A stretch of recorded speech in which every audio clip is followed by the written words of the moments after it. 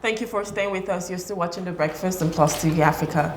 It's time to take the global stories that has made it to the front pages of our national dailies. And joining us to review the papers this morning is Kehinde Nwandu. He's Executive Editor, CKN News. Good morning, sir. Thank you for joining us. Good morning, my people, my people. I like the smile on your face. Yeah, the 365 by 365. 366, actually. It was a leap year.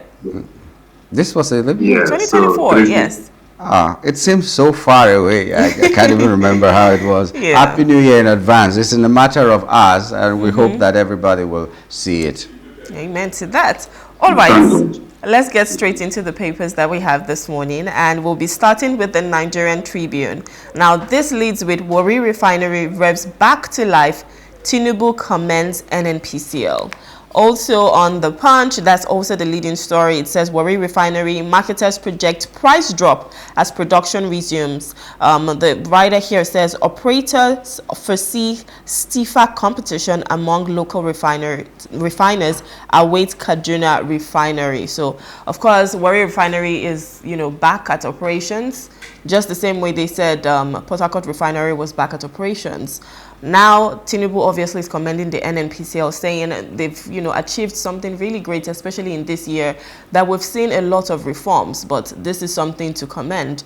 And marketers are saying there might just be a price drop. I know that there's been competition between NNPCL and Dangote, and of course, we saw a price drop to about 899 naira. Even though it's not reflecting on the streets yet, but that's the price that we've been told. Do you think there might even be a more significant drop with this, especially with the fact that Warri Refinery is now back in operations? Yes, the first question to ask is whether I'm excited about the new development. Of course I am, because for years, these refineries have remained moribund, despite voting billions and billions of dollars. Watch my tongue, I said dollars, I didn't say naira. For turnaround maintenance that was never maintained, neither was anything turned around. So, if by now the Port Harcourt Refinery, though not fully 100% operational, and that of Warri also about 60% operational, is back on stream, is good news and joy news for every Nigerian. And you have seen the reaction within the market. You've seen the drops on the prices. Yes, it's been reflected in some areas, like if you go to MRS, brief advert for them. If you go to MRS, it is 935 naira to a liter of petroleum products. That is what I bought it yesterday at MRS. But some other stations which I don't want to mention are still selling as much as 1,060 naira.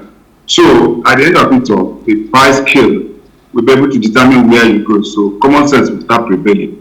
And at the point, I think I learned that NNPC also dropped its price to about 925 in Lagos and about 960 in Abuja.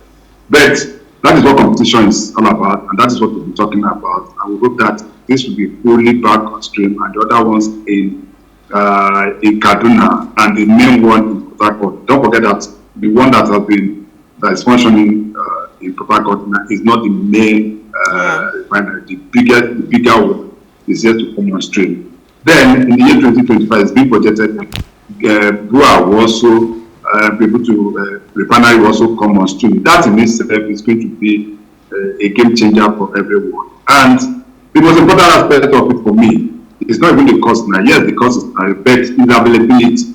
Because remember what happened in the past during Christmas at this time, every one of us is queuing at fuel station to buy petroleum products. Yeah. So this for me is the game changer and it's good. But let us also reiterate the fact that the Warri is back on stream. It does not necessarily mean that petroleum products is coming out of Warri. What they are producing now, according to them, is AGO and kerosene. When the petroleum product will start flowing, we don't know yet. But the basic fact is that we're having Warri back. The most important then aspect for me is the value chain. The value chain. What does it bring to the table? There are a lot of benefits that we can be able to. You know, when we talk about refineries, most people don't know that there are so many products that come out of a refinery. What we just know is just AGO, kerosene, petroleum, and also and one or two other. But there are so many other byproducts that are very, very, very. Do you know that most of the polyethylene or polyethylene products, like your nylon, this nylon and the rest of them, are byproducts from the refineries. You know, are made from products from. So there are so many other byproducts. But do we Look at your jelly, you look at the engine oil, and so many others. So it's good news for me, and I just hope that it will not be boju boju, as Yoruba say, so that we don't get to hear that it's working today, tomorrow again, we are back to square one.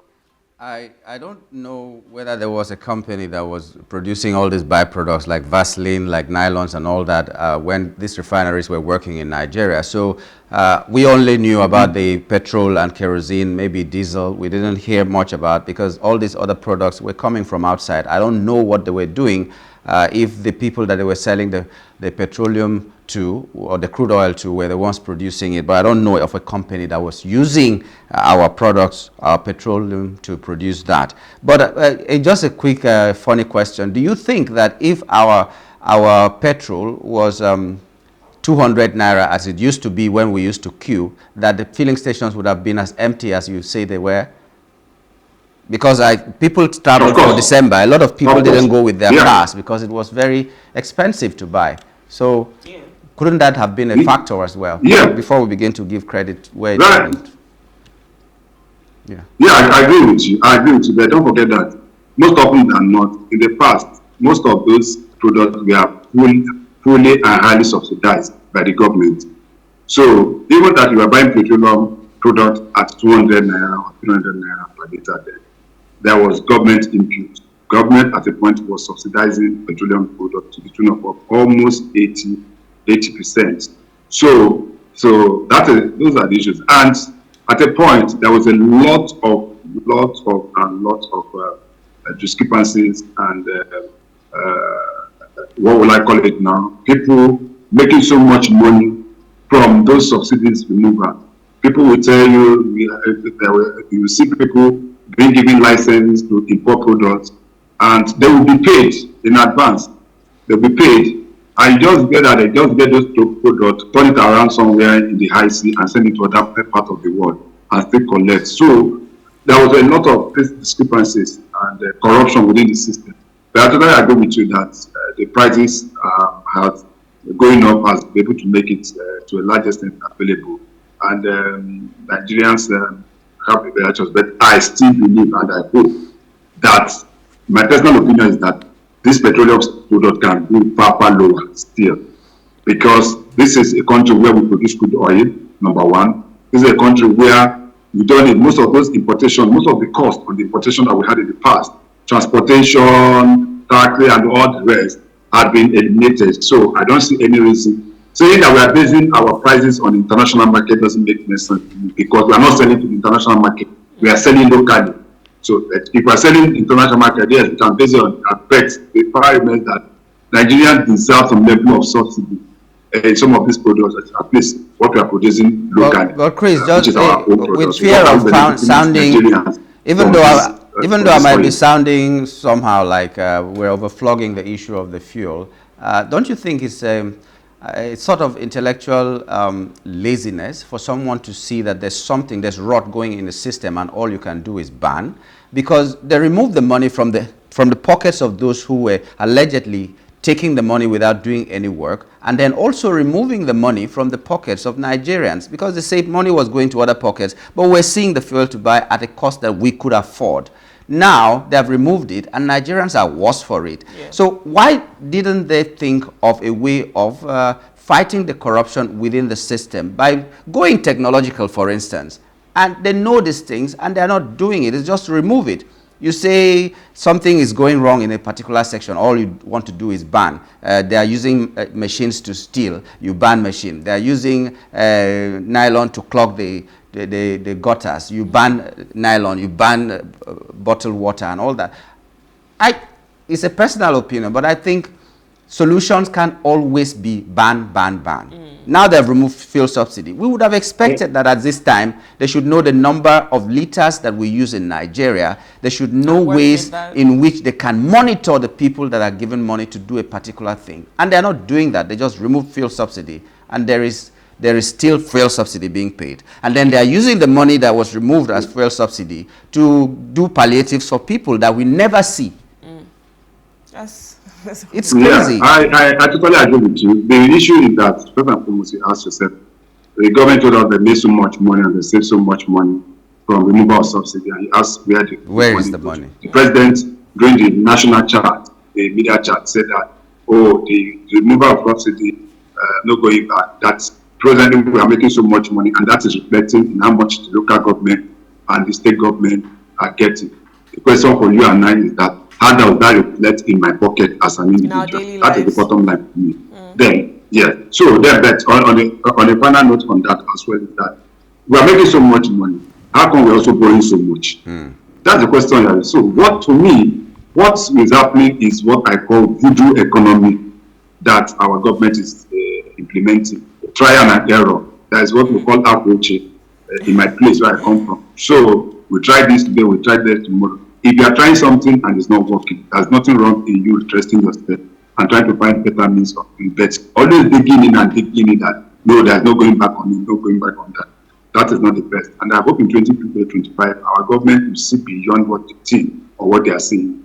The bottom line is that, how does all this reflect in the lives of Nigerians? If it does not reflect in the price of garri, rice, beans, yam, and a little to the pocket, then you are just... it's like just looking at a beautiful man and that she doesn't know what you're doing. You're the only one doing what you're doing. Let me wink at Rume. I know that one will interest you. I know. Let me wink at Rume. I'm like, what kind of analogy is this? But okay. Don't mind him. Oh goodness. Let's move on to another story. So this says telecoms to commence service shedding if tariffs are not increased, and that's according to the operators. So they're looking at increasing tariffs in 2025. We've gone through fuel subsidy that we're talking about. We've gone through electricity tariff hike. Now telecoms are coming with this, telling us that, you know what, we need to increase our tariffs. And obviously they're blaming it on inflation, exchange rates, everything that we're that we're going through as Nigerians, which we kind of understand. But what do you think, especially knowing that everybody now is dependent on this telecoms company? And on the other hand, still on that, the regulator is saying that he insists on cost-based study before planned telcos tariff hike. So on the one hand, the telcos are saying they must, otherwise there will be problem in that sector. And the regulators are saying, you know what, you can do that, but there need to be a study. So maybe the balance there. That other story is on the Guardian.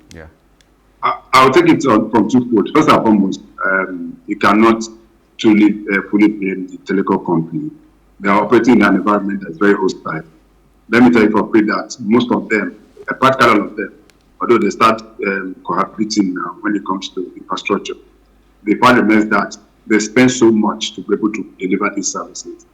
Every base station that they have, they need to generators to be able to stay. That what we call quote unquote NEPA.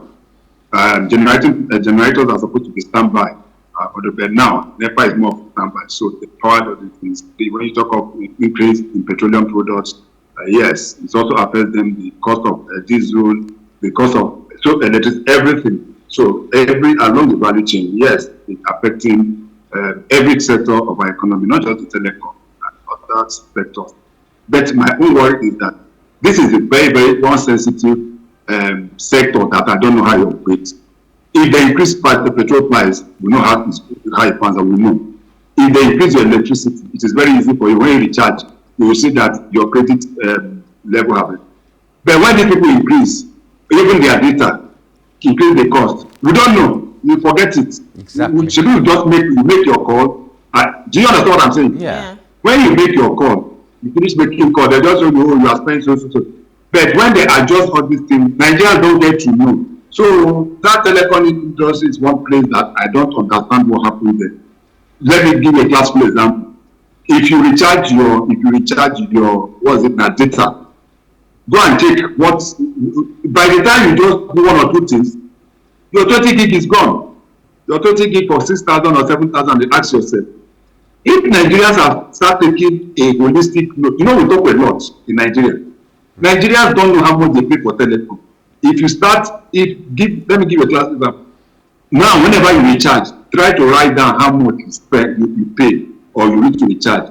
At the end of the month, you'll be shocked how much you are paying for calls, for SMS, and other things. So, it's a well-regulated, I'll call it a secret industry that we don't know. But I totally agree that what needs to be done needs to be done. Even their quality of service have dropped of recent. I'm telling you the truth. Most of the time, you make calls, you have drop calls, you try to connect, you cannot connect. You're trying to do WhatsApp call and video, the thing. So there are serious problems, and it's everything now boils down to the regulatory body, the NCC, to be able to make sure that the needful is done. They said the system will collapse. I don't know how it's going to collapse. Most of these telecom companies, especially the yellow one, if you see how much they reel out every year that they make far bigger than all the oil and even banking sector. Yeah, but I also believe, maybe it's a conspiracy theory, that the drop in the quality of service may also be a part of the strategy to tell us that there's a problem, that we'll have to allow them to hike their prices. But I'm also asking myself, the cost of diesel is so high. Is it that every station that they have to run with diesel cannot run on solar?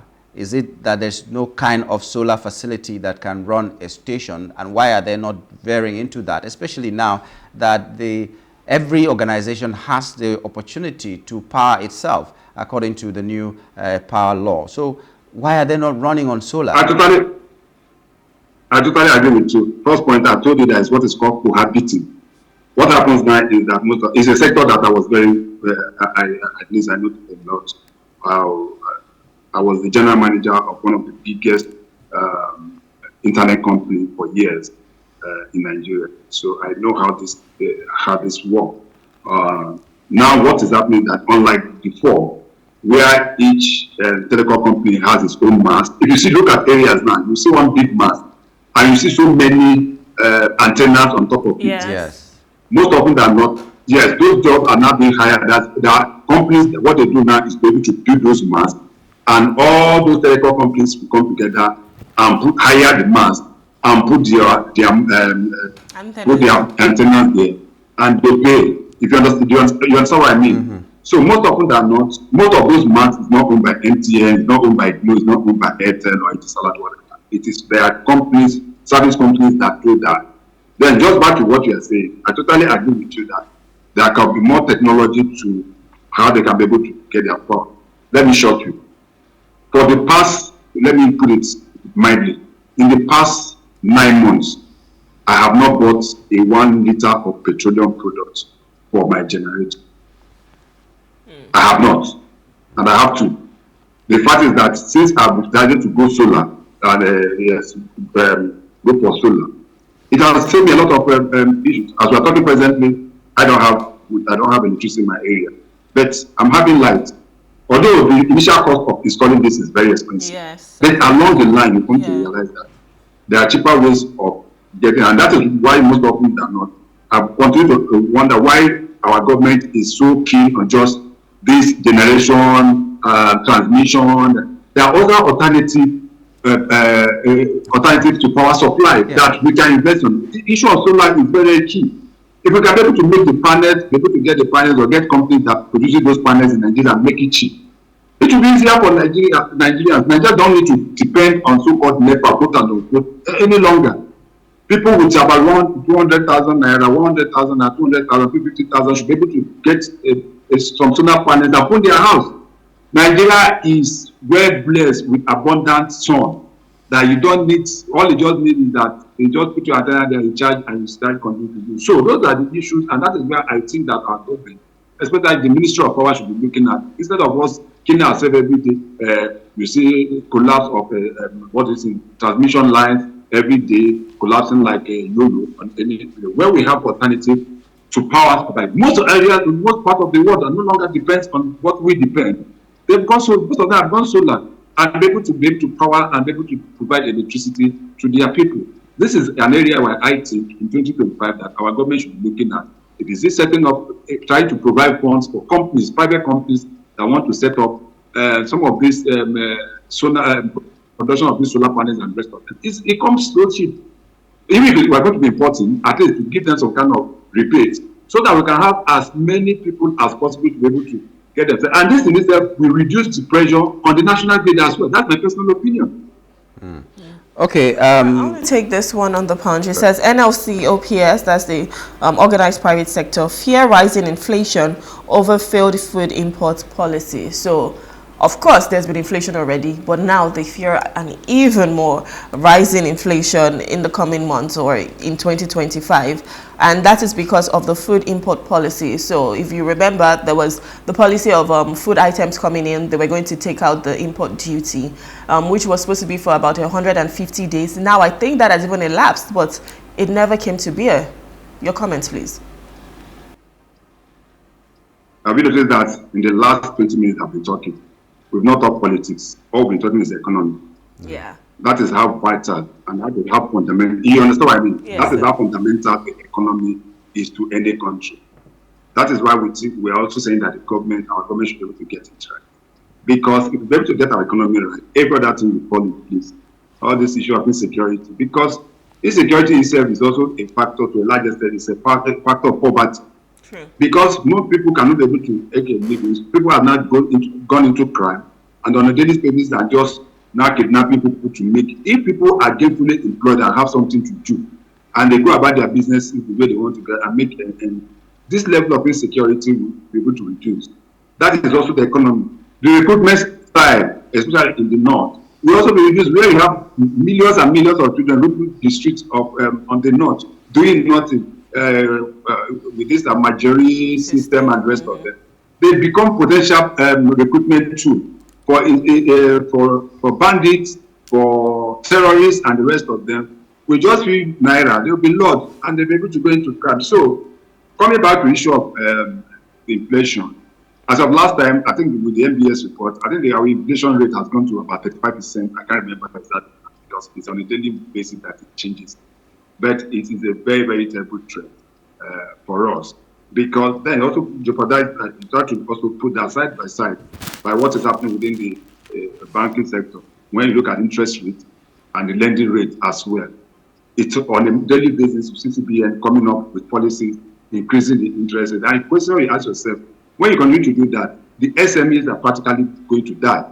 The engine room of every economy across the globe is the SMEs.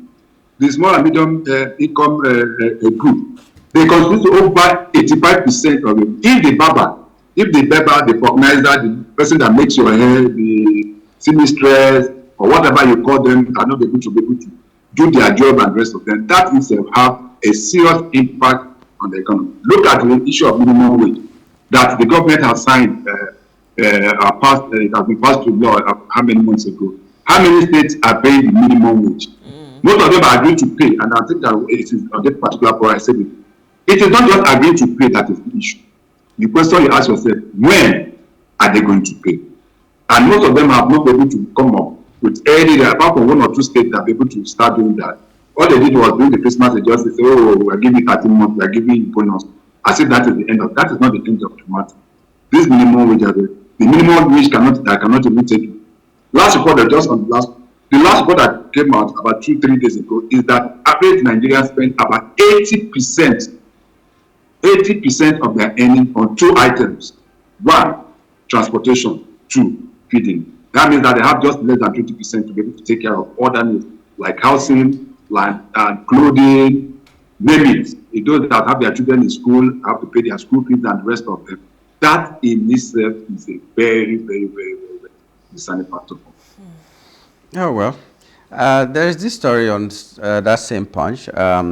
Federal government votes 53 billion naira for 103 foreign missions renovation. You know, the ambassadors were sacked, or more or less, yeah. They were withdrawn from so many countries, all the countries, in fact. And now Tinubu is about to appoint some, because one of his aides was telling us that in the coming days he's going to give us a list of ambassadors. So after more than a year, we are going to have ambassadors in this country, countries that they withdrew them from. So I'd like your comment on that. All this while, he has been the one representing Nigeria in all these places, because he's been traveling all around the globe, something that the ambassadors could have been doing in some of these countries. So I'd like your take on the amount budgeted and the fact that it has taken this long for what is supposed to happen. 53 billion naira for 103 foreign missions renovation. If you convert that to the dollars, it might not be that much, because you have to look at some of these missions. I've visited some. I've visited some of our missions in Canada. I've visited the US. I've visited those in UK. Those are relatively okay, especially in some of these countries. But if you go to other countries, remember vividly what the Minister of State for Foreign Affairs said about during the time she was being screened, and what she said about her stay during her time as the ambassador to Spain. Ambassadorship is part of our international obligation as a member of the United Nations and the Committee of Nations. The importance of these ambassadors cannot be overemphasized. My personal opinion is that because of the current economic hardship we're having, I think that what should be looking at what we call concurrent ambassadors and high commissioners as well. What it means that we have to cut down on the number of missions we have abroad. If we have about 102 and it's costing us so much, we can be able to pull it down to about 70. What it means that an ambassador can be able to be an ambassador to 2 or 3 countries, especially when they are within the same region. If you understand what I mean. Yeah. If you look at Southern African countries, I don't know why we have ambassadors in Zambia, Zimbabwe, Lesotho, and the rest of them. All these countries are just very close, and they are very, very small countries. If we can be able to put them together and have somebody, probably in Lusaka, who is an ambassador. Don't forget, it's just not only ambassador. We have ambassador, we have head of chancelleries and other staff. That will be able to bring down the cost of then the major ones, states like United States, like UK, and the rest of them, we can have full-fledged ambassadors or high commissioners as it were. But this high commission, this high commission offices are supposed to be our gateway to the international community. So I personally feel that it should be looking well. Most of the jobs that the president is doing now, even if he goes to France, the president is not going to remain in France. There must be an ambassador of Nigeria in France who can be able to follow up on most of these meetings. There should be an ambassador in Saudi Arabia. Ministers just came back from Saudi Arabia after the visit of the president. There should have a liaison, somebody who can be able to liaison with government. If our interest is to be able to put foreign direct investment into the country, then we should be able to have people who can be able to speak for us. The president cannot do it. The Minister of Foreign Affairs cannot do it. They cannot do it alone. But the problem for me is that when we appoint ambassadors now, you see that we have more politicians and career diplomats as our ambassadors. And most of them are not. It is always a way of saying thank you to political cohorts who know next to nothing about the issue of diplomacy. That is where the challenge is. All right, this is where we have to wrap it up on this segment right now. Chris, we want to say thank you so much for coming. It's been a wonderful year with you, helping us review the papers every Tuesday morning. So thank you so much. We really appreciate your time. Thank you, sir. Thank you very much. And tell that man to stop thinking of drinking. Have a wonderful day. Have a wonderful day. Have a wonderful day, sir. See you next year. See you next year. Thank you so much. All right, we've been speaking with Chris Kehinde Nwandu. He's the executive editor of CKN News, and we've just been taking the global stories that made it to the front pages of our national dailies. We'll go on a short break now. When we return, we'll be talking about the 2024 year in review, and the economy is our focus. Please stay with us.